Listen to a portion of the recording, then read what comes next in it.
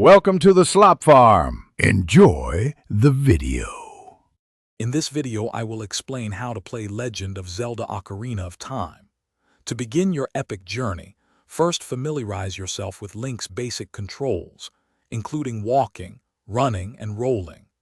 Next, practice using the Z targeting system, which is crucial for locking onto enemies and interacting with objects.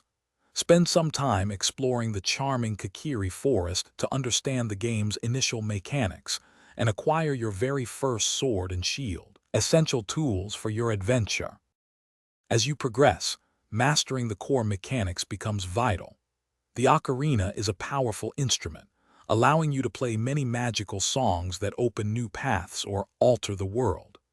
Efficiently manage your inventory, ensuring you always have the right items equipped for any situation.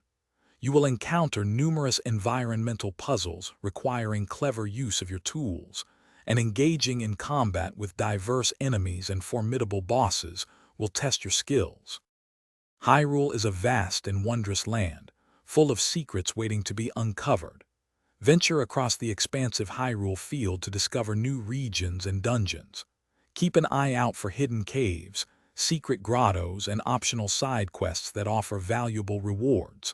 Collecting gold Skulltula tokens, with 20 available in the child era alone, will earn you useful items.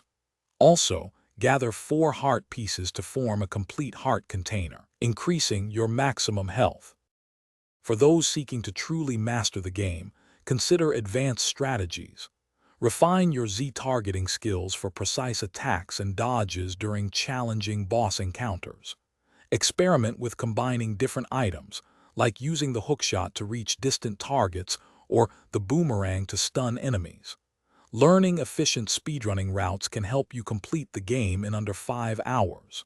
Finally, perfect the timing of shield deflections and dodges to overcome even the toughest foes. Thanks for watching. Consider subscribing if we helped you today.